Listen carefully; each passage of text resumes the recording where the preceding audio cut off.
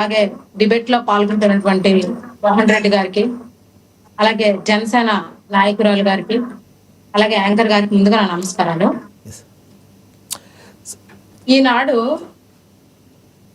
మీరు ఏదైతే ఇప్పుడు డిబేట్ లో చెప్తున్నారో, ఒకే రాష్ట్రం ఒకే రాజధాని పరిపాలన వికేంద్రీకరణ అనేది ప్రవేశపెట్టడం జరిగింది నారా లోకేష్ గారు అసెంబ్లీ సాక్షిగా.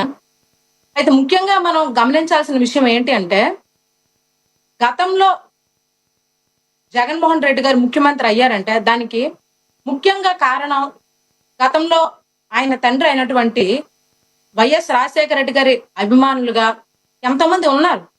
మరి వాళ్ళందరూ ఇతను జగన్మోహన్ రెడ్డి గారు పాదయాత్రలో భాగంగా తన ముసలి కన్నీరుతో ఎంతో మందిని ఆకట్టుకొని నేనేదో రాష్ట్రానికి చేస్తానని చెప్పి వాళ్ళందరినీ నమ్మించి వాళ్ళందరూ ఒక్క అవకాశం ఇద్దాం అనే దిశగా గెలిపించడం జరిగింది.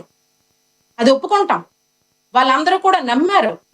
నమ్మి ఎంతలా 5 సంవత్సరాలు మోసపోయారో ఆ మోసాన్ని తమ ఓట్లతో కూటమి ప్రభుత్వానికి పట్టం కట్టారు.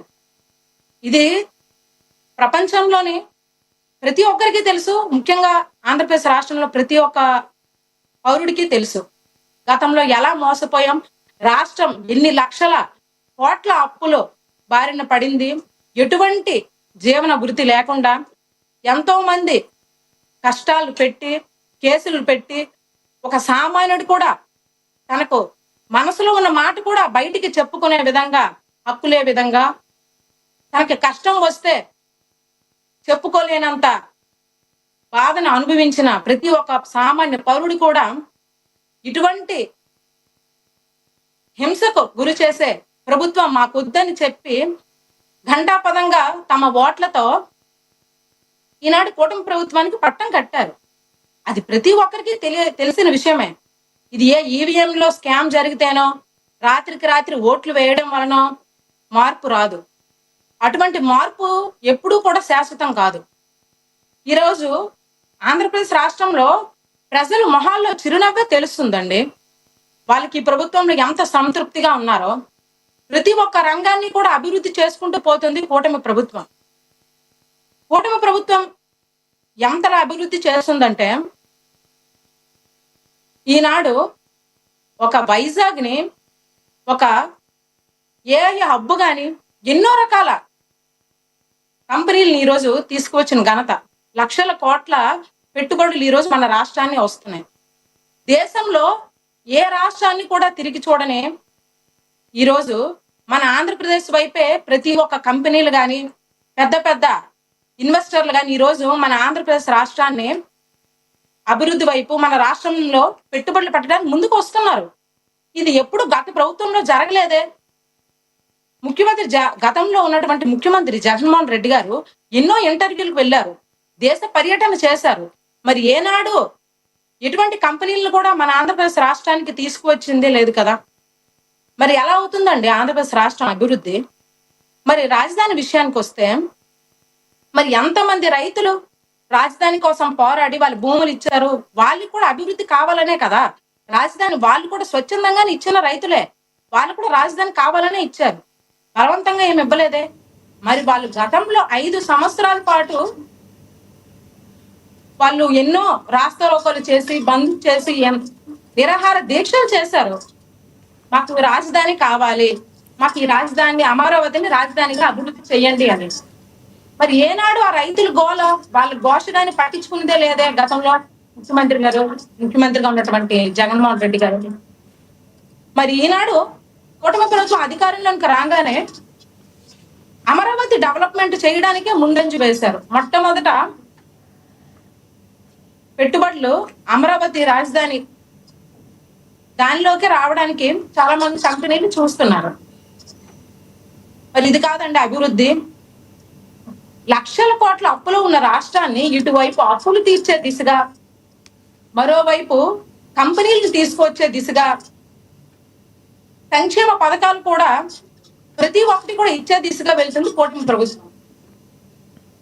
మరి ఒకవైపు అభివృద్ధి చేస్తూ, ఒకవైపు డెవలప్మెంట్ చేస్తూ, ఒకవైపు రాష్ట్రాన్ని అప్పుల నుంచి గట్టెక్కించే దిశగా వెళ్తుందండి కూటమి ప్రభుత్వం. ఈనాడు మన రాష్ట్రం పరిస్థితి చూసుకుంటే గతంలో స్వర్ణాంధ్ర ఆంధ్రప్రదేశ్ గా తీర్చిదిద్దాలని ముఖ్యమంత్రి ఒకటి చెప్పండి లావణ్య గారు, ఒకటి చెప్పండి.